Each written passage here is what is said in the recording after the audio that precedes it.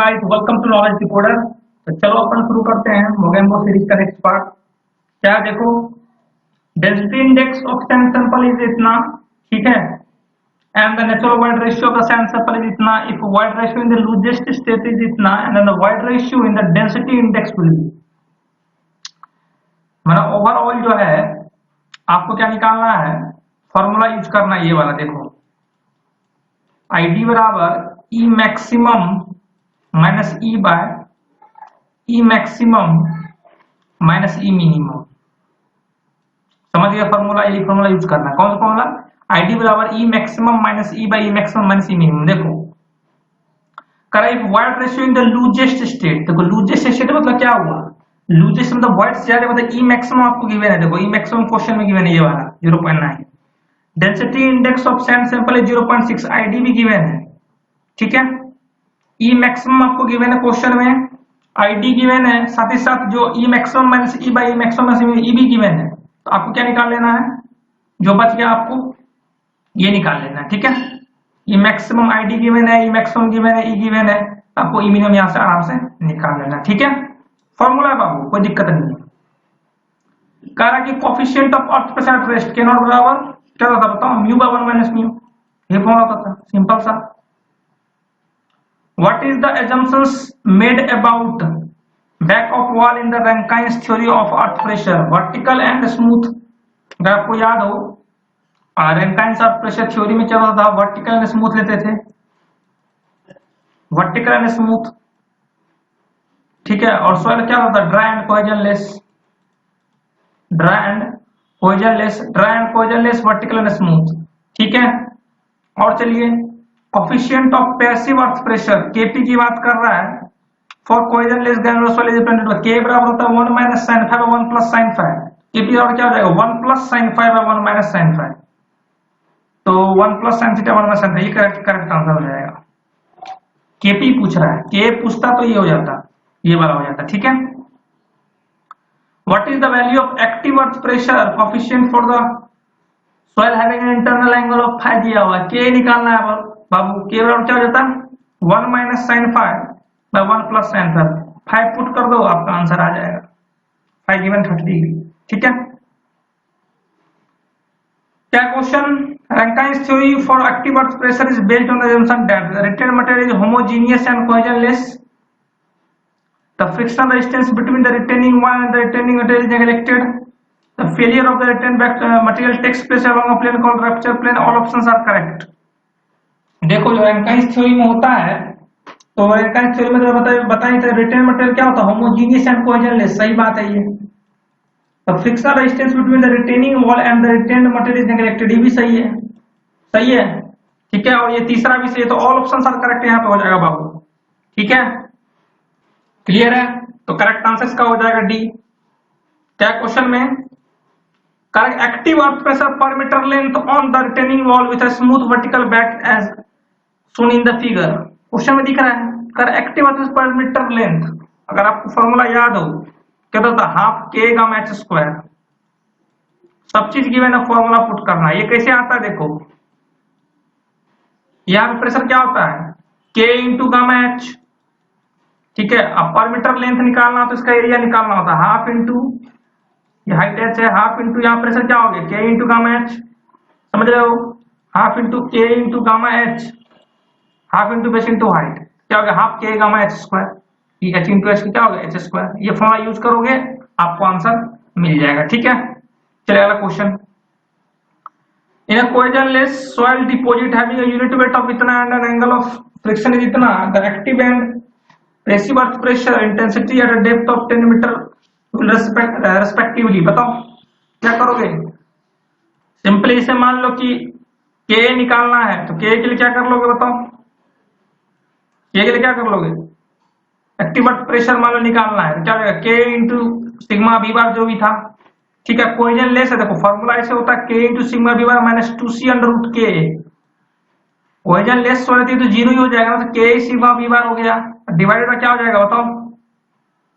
और ये active earth pressure निकाल लोगे यहाँ से, और Kp इंटू सिग्मा वी बार निकाल लेना, कोई दिक्कत नहीं है, ठीक है।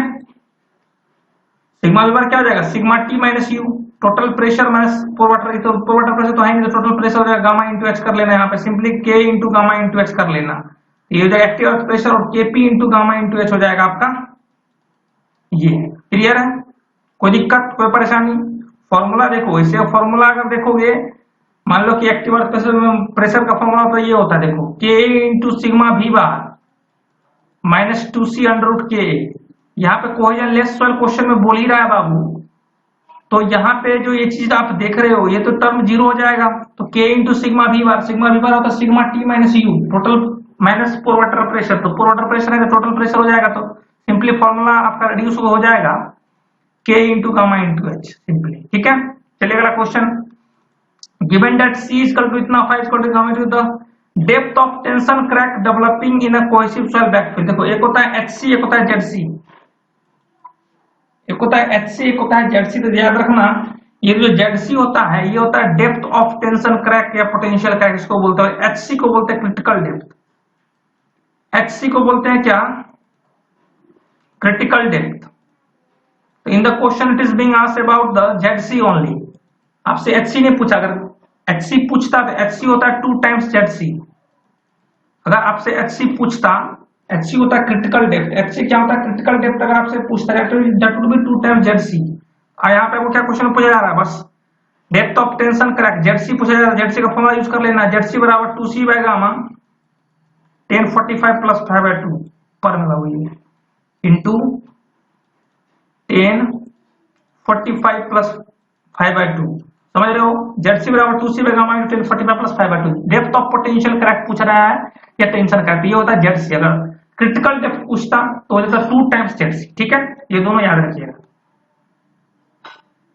अर्थ pressure and resultant possibilities of wall movement are shown.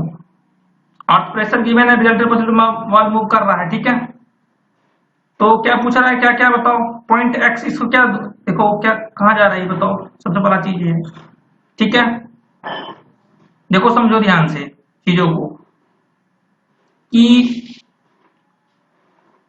Earth pressure and resultant possibilities of wall movement, resultant possibilities of wall movement आपको बता रहा है।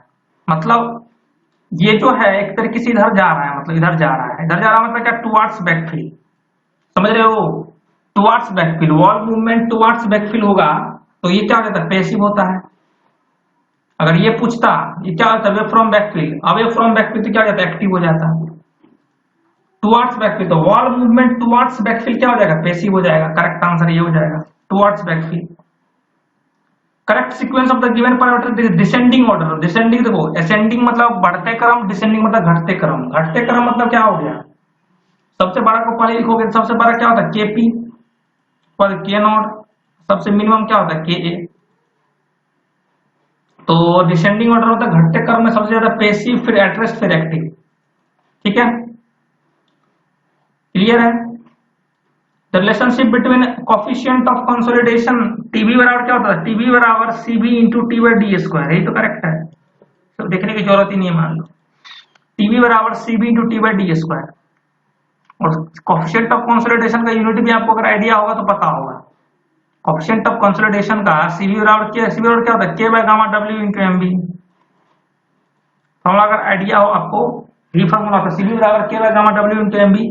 प्रोबेबिलिटी क्या होता है? मीटर पर सेकंड कर लेना इसको, gamma W kilometre per metre की होता ही होता है। एमबी बराबर क्या होता है? AB by 1 plus E naught. Clear है? तो सभी जब यूनिट डालिएगा ना तो आपका सीबी का यूनिट पता चल जाएगा। ठीक है, कोई दिक्कत वाली बात नहीं है। चलिए अगला क्वेश्चन देखते हैं। ठीक है, ये तो कर लोगे, यूनिट कर लोगे ना जी। के का वैल्यू पुट कर लोगे metre per second, gamma W क्या put kilometre per metre cube. MB का वैल्यू एबी 1 प्लस ई नॉट होता है, इसका तो नहीं होगा। फिर एबी होता है minus del e by del sigma bar.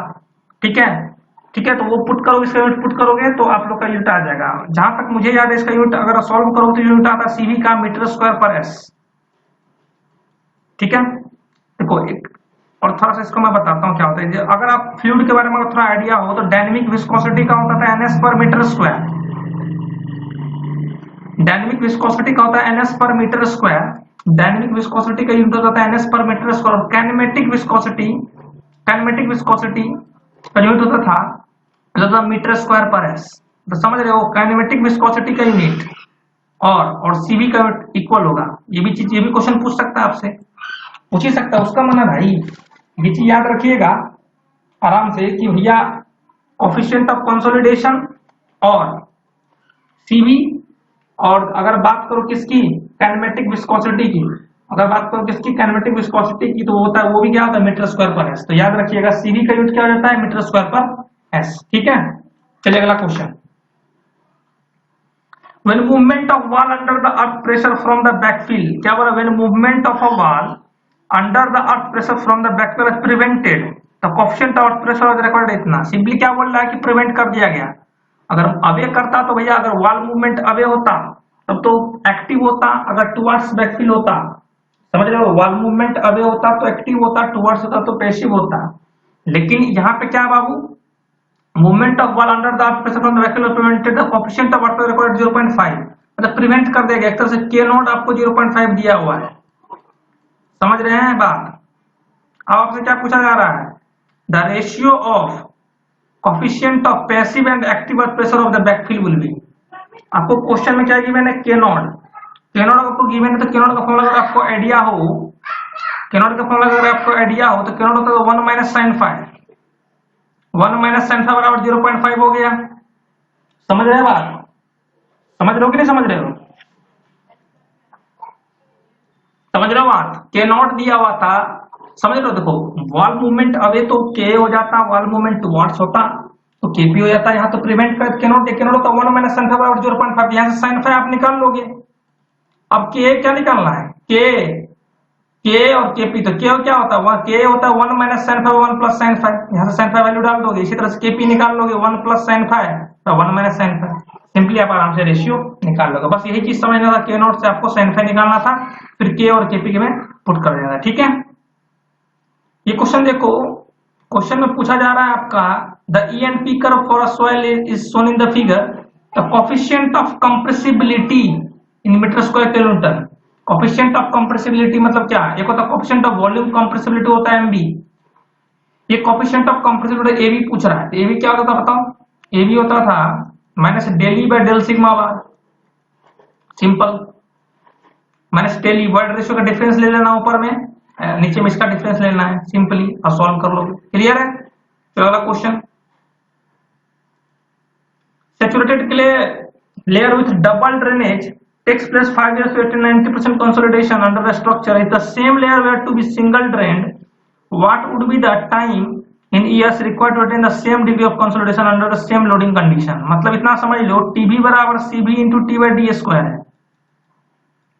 TB बराबर CB into T by D square. तो किसके पूछ रहा है भैया, कि एक डबल ड्रेनेज पूछ रहा है, बाद में सिंगल ड्रेनेज, मतलब यहाँ पे D एक्सचेंज हो रहा है, और क्या पूछा जा रहा है आपसे, टाइम पूछा जा रहा है, टाइम पूछा जा रहा है। क्या करोगे, टीबी इंटू डी स्क्वायर बराबर सीबी इंटू टी, सीबी को इधर भेज दो तो क्या हो जाएगा, TB by CB into D square बराबर टी। तो क्या सिंपली क्या बोल सकते हो, T is directly proportional to D square बोल सकते हो। टीबी बराबर CB into T by D square, तो TB into D square, TB into D square CB हो गया, यहाँ से टी हो गया, टी डायरेक्टली डी स्क्वायर बोल सकते हो। क्या लिख सकोगे, टी1 बाय टी2 बराबर D one square by D two square. D one square कितना था बताओ, डबल ड्रेनेज था, क्या लिखोगे, डबल ड्रेनेज क्या हो जाएगा, h/2 का होल स्क्वायर, बाद में सिंगल ड्रेनेज हो गया h स्क्वायर हो गया, क्या हो जाएगा, h स्क्वायर बाय 2 दूना 4 हो गया, ये 2 दूना 4 हो गया into h square equal to, मतलब t1 बाय t2 कितना हो गया, 1/4 हो गया ना जी। इनिशियल टाइमिंग कितना था ये बताओ, 5 साल था, तो ये 5 साल हो गया आपको, ये T2 इधर चलेगा तो 5 का 20। तो जो दूसरा टाइमिंग जो बोल रहा है, जो what would be the time in years required to attain the same consolidation, तो T2 कितना हो जाएगा, 5 का 20 साल, करेक्ट आंसर क्या हो जाएगा, 20 साल। ठीक है, क्वेश्चन आसान है। पर certain loading condition saturated clay layer undergoes 40% consolidation in a period of time इतना, what would be the additional time required for further 20% consolidation, additional time। फिर से फॉर्मूला वही यूज करना है, टीवी बराबर CB into T by D square. अब consolidation देखो, u less than 40% है और 20% है, तो u less than equal to 0.6 ही है, टीवी बराबर pi by 4 into U square तुम लिख सकते हो। मतलब बातें चल रही हैं जो कि टाइम और कंसोलिडेशन, मतलब टी फिर यहाँ है और यू स्क्वायर यहाँ से तुम लिख सकते हो सीधा T is directly proportional to U square. फिर से T1/T2 बराबर U1 स्क्वायर U2 करोगे और आराम से आपका आंसर आ जाएगा। तो अब एक चीज समझना, यहाँ से जो T2 आएगा वो आपको फाइनल टाइम आएगा, लेकिन यहाँ पूछा है एडिशनल टाइम। जो शुरू का जो टाइम था 178 डेज, उसमें से घटा दोगे तो वो क्या मिल जाएगा। जैसे मान लो T2 मान लो आ गया 400 डेज, मान लो कैलकुलेट कर लेना। एडिशनल टाइम कितना लगेगा, 178 में से 400 में से 178 घटा दोगे तो आपका क्या मिल जाएगा, एडिशनल टाइम मिल जाएगा। ठीक है, अगला क्वेश्चन चलते हैं अपन। फार्मूला है इसमें कौन सा, आपको फार्मूला याद हो, डेल्टा एच बराबर H naught into del E by 1 plus E naught, यही तो फार्मूला होता था। डेल्टा एच बराबर H naught into del E by 1 plus E naught, कौन सा फार्मूला होता है, डेल्टा एच बराबर H naught into del E. ठीक है, ये देखो अगर डेल एच निकालोगे तो यहाँ पर हो जाएगा H naught into del E into 1 plus W G, तो नहीं होगा। ये बताओ, ये करके देखो, डेल्टा एच बराबर इसको इधर ले जाओगे तो डेल्टा एच बराबर क्या हो जाएगा बताओ, डेल्टा एच बराबर H naught into del E by 1 plus E naught, यही करेक्ट आंसर हो जाएगा। ये डब्ल्यू जी बराबर क्या होता है, डब्ल्यू जी बराबर एस होता है ना जी, तो एस यहाँ पे फुल सिलेटेड एस को 1 ले लिया गया है, इसलिए यहाँ पे 1 प्लस ई लिख रहा है। ठीक है, डब्ल्यू जी को आप क्या लिख सकते हो, ई लिख सकते हो, क्योंकि एस यहाँ पे 1 है। ठीक है, तो यहाँ से फॉर्मूला आप कर सकते हो, डेल्टा एच बराबर H naught into del E, H naught into del E divide by 1 plus E naught, correct answer यही हो जाएगा। ठीक है, चलिए इस क्वेश्चन देख लेते हैं, लास्ट क्वेश्चन देख लेते हैं अभी आज का। Virgin compressive curve for soil is none, what is the compression index for soil, CC. CC क्या होता था, minus del E by log base 10 sigma 1 bar by sigma not bar. ये 1.3 में से 1.0 हटा दोगे तो 0.3 हो जाएगा ऊपर में, divide by log base 10 sigma 1 bar, final कितना था बताओ, 100/10। तो log 10 कितना होगा बताओ, log 10 तो 1 ही हो गया, तो 0.3 हो जाएगा आंसर सीधा। क्लियर है, तो चलो आज के वीडियो इतने रखते हैं, फिर अपन नेक्स्ट क्वेश्चन में नेक्स्ट सेशन में देखेंगे आगे क्वेश्चन। फार्मूला समझ लो, फार्मूला सिंपल सा है, सीसी बराबर minus D by log base 10 sigma 1 bar sigma not bar. चलो ओके, थैंक्स। अगर मजा आया होगा तो चैनल को सब्सक्राइब जरूर कर लेना और शेयर जरूर कर देना। ठीक है, चलो ओके बाय।